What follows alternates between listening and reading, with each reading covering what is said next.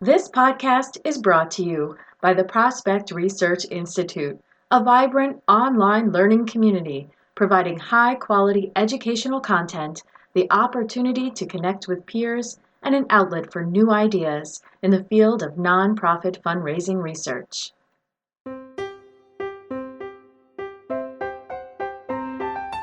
What I find helpful is that with my network of fellow prospect researchers and with business librarians, that I have someone that I can call on when I'm stuck.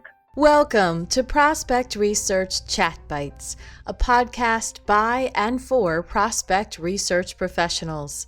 This interview is part of the Career Curious series. Hello, I'm Jennifer Filla. Today, I'm talking with Sabine Schuller, Senior Research Specialist at the Rotary Foundation. Hello, Sabine. Thank you for joining me today on Chat Bites. Thanks for having me, Jen. I am so glad to host you today. We've known each other for quite a few years now, and I really have come to rely upon your international expertise. And yet, even still, I'm not sure that I know your full backstory. So I was looking over your LinkedIn profile, and I saw that you started at Rotary International way back in 1995. Would you be willing to share with us a little bit about how that happened? Sure, I'd be glad to. Up until that point in my career, I'd been paying attention to what I liked and what I didn't like about each of my previous jobs. And with each new gig, my goal was to do more of what I was good at and less of what was not such a good fit. So sometimes the only way that I found out what I was good at and what I liked was by diving in. The last time that I was job seeking outside of Rotary, I knew I wanted to do something international. I just didn't know what that meant. So I started having informational interviews with bankers, import-export companies, and international trade associations to see if any of that seemed especially interesting. And while I was doing that, I was connected with the proverbial cousin of a friend whose brother used to be neighbors with someone who worked at Rotary. And for those of you who aren't familiar with what Rotary does, it's a nonprofit association of global community leaders who volunteer to work together for the common good. And so the information interview at Rotary went so well that my contact asked if I'd be interested in applying for an open position. And the rest, like they say, is history. Since I was hired, I found a very good fit at Rotary using my strong interest in connecting people and information. I have had 3 jobs so far. The very first one was supporting Rotary's signature project, the polio eradication program. The second one was coaching global grant seekers as a program officer. And then my current role, which is connecting frontline fundraisers to Rotary's best supporters. Oh, that's quite a nice progression along the way. Now, Sabine, I know you have your master's in information and library sciences. What part or what role did that play in the different types of jobs you've held at Rotary? That is an interesting story because I had been a program officer for several years when I realized that I wanted to do something more while staying in the international field. I just wasn't sure what that more was, so I started exploring again. And I noticed I was doing quite a few of my department's research projects and enjoying them, so I started investigating what paths I could take to do more research in the international sphere. And one natural path seemed to be librarianship, so I followed my mom's footsteps and applied for and was accepted into a library school in the Chicagoland area, Dominican University. So when I started my program, I also had the good fortune to attend my first APRA conference in Washington, D.C. And my hope was that I'd learn more about the profession and talk to prospect researchers to find out if that would be a good fit for me. And while I was there, enough complete strangers told me that it seemed like I was a natural fit. So I was encouraged and kept that in the back of my mind as a possibility once I graduated from my program. And then a funny thing happened. About halfway through my master's program, my then manager called me into her office and said, I'm going to be brokenhearted when you go, but there's a fantastic research opportunity that's about to be posted in Rotary's fundraising area, something called prospect research. I thought you'd be good at it, so I wanted you to be prepared. So after the shock wore off, I started having lunches with the fundraising staff to see what it'd be like to work there and polished my resume so I was prepared to apply when the position did become open. So I did the harder thing first.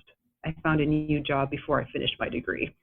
Wow. But you did finish your degree, because it is tough to keep moving on when you've sort of achieved that career position. It was probably the hardest 3 years of my life. It was working full time, sleeping sometimes, and going to school. I've done it as well.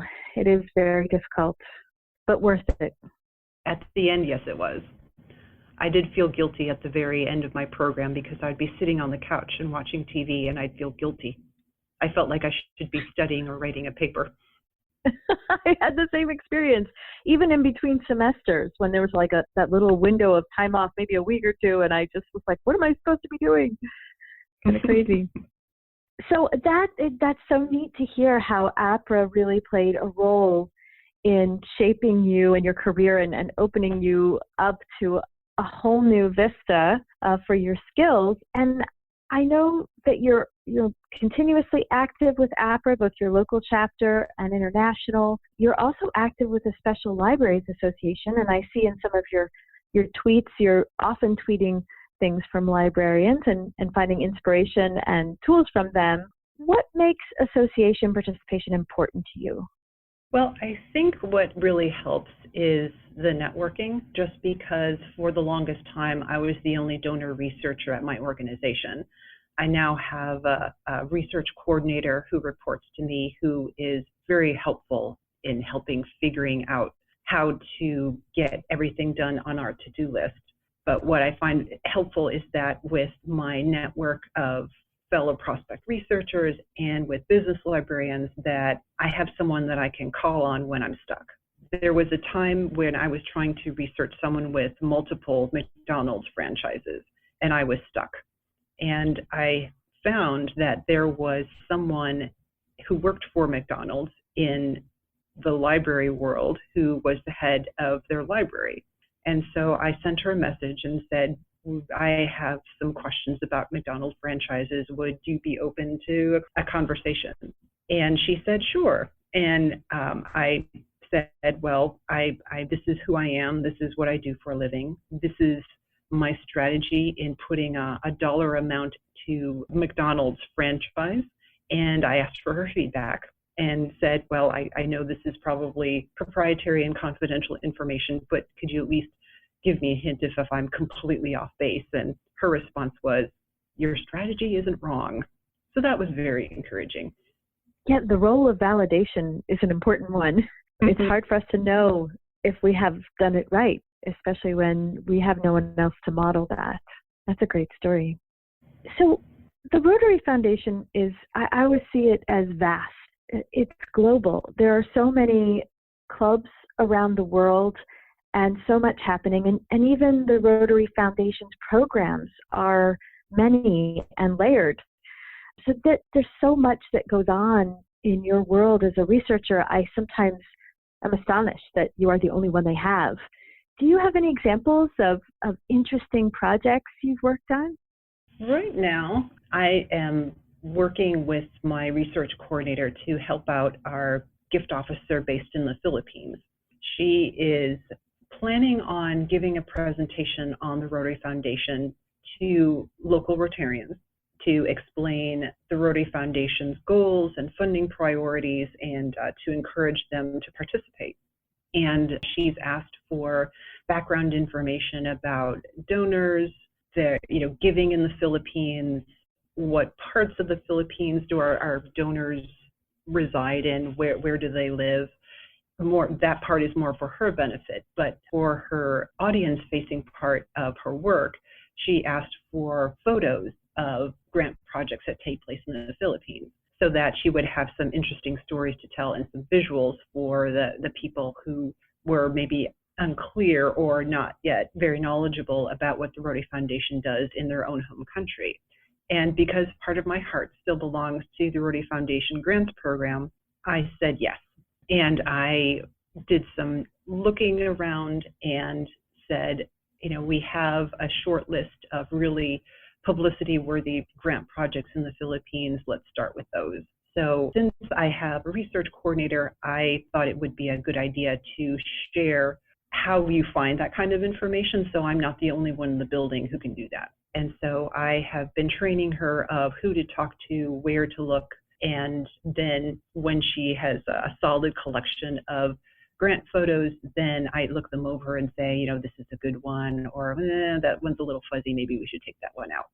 Wow, that is interesting. And I know when I was up visiting you, and you were kind enough to give me a tour of Rotary International's building, one of the biggest takeaways for me about those kinds of challenges, just, all that information, all of the years of the legacy of Rotary, was the boardroom where you have your board meetings.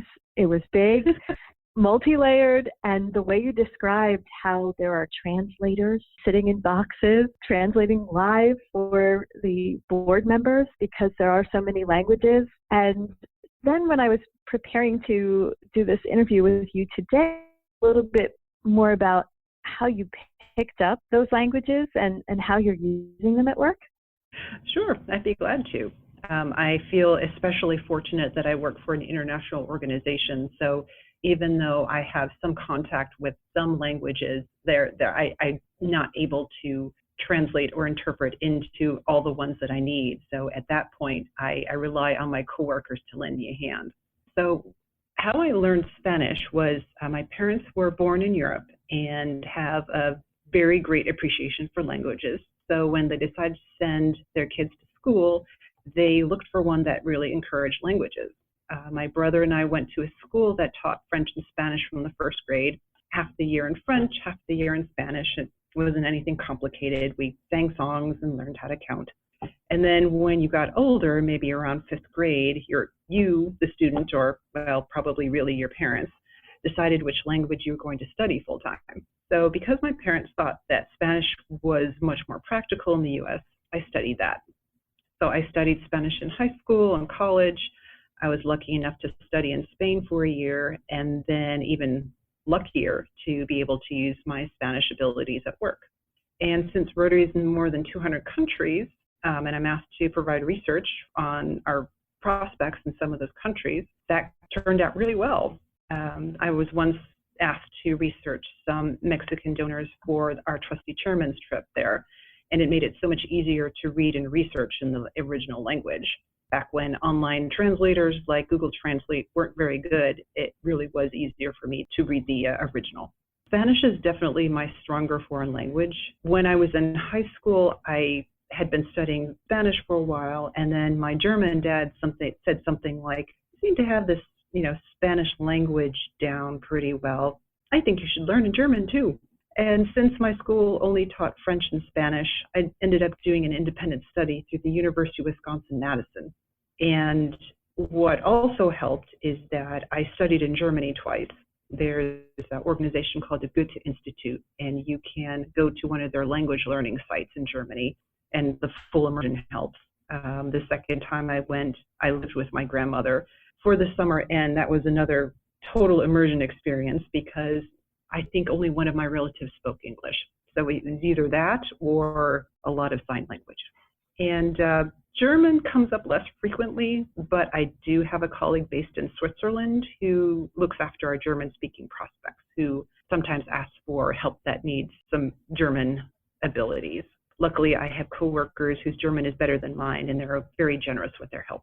You are lucky to have so many coworkers in all those languages. That's a lot of fun.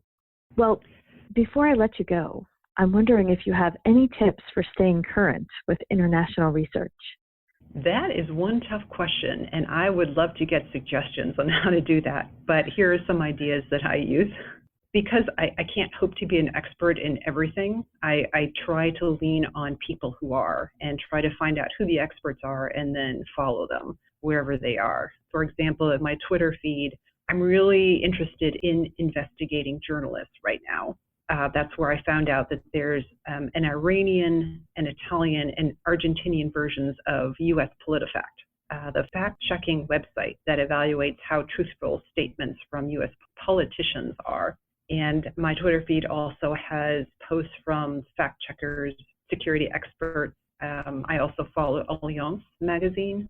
They occasionally have articles on international philanthropy, which I found very useful. Then in addition, I follow a few business librarians, and I get really great tips on Boolean search techniques and new information sources.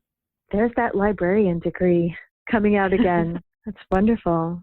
Great tips. Well, thank you so much for sharing with us today. I really appreciate it. It's my pleasure. That was Sabine Schuller, Senior Research Specialist at the Rotary Foundation. If you're curious about international research, be sure to check out Sabine's international research blog at www.prospectresearchinstitute.org. And if you're headed to APRA International's conference in August, Sabine and I will be presenting on the subject there too. Spoiler alert!